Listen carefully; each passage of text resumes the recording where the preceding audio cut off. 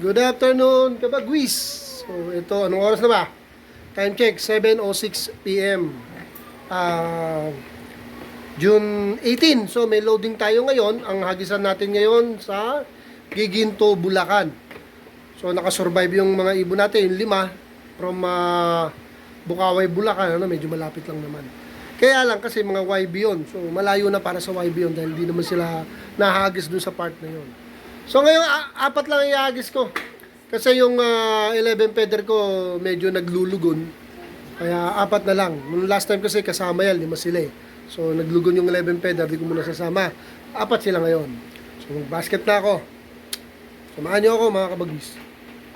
Ang aking apo, oh. Pan-share to. Oh, apo, sabi mo, Raising Pigeon. Sabi mo, dali, sasama kita, Raising Pigeon. Oh, sige, magka-basket muna ako. So ito, ang aking bagong loob.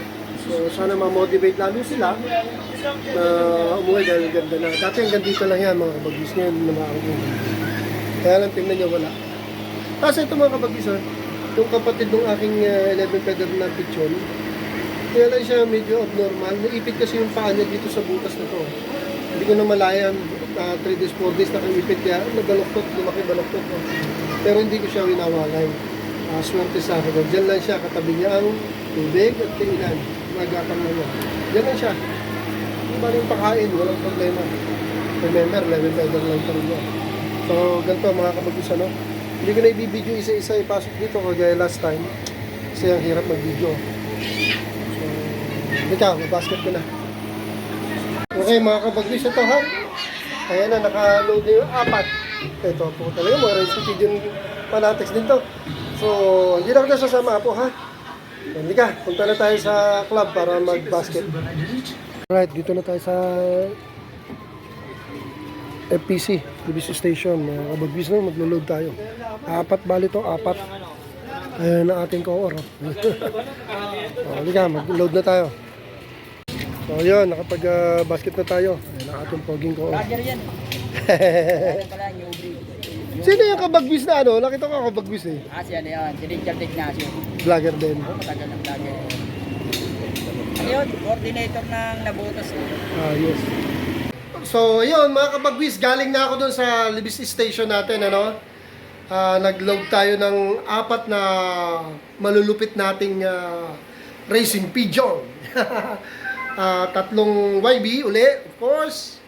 Yung puti at 2 grizzle at isang veterano na si Black Anito. So giginto pa lang naman Kaya lang siyempre yung 3 medyo pinag-aaralan natin ng performance. Matulin lalo na isang grizzle matulin. Actually lahat sila halos 3 minutes lang naman interval.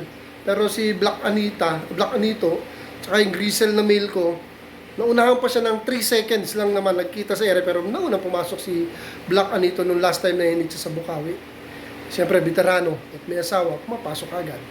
Pero napakatulin. Yung isang grizzle ko, abangan ko talaga tong performance nito. Pang long distance bird tong grizzle, medyo malaki ang pakpak. So kasi malalaki pakpak, ang tulin pa.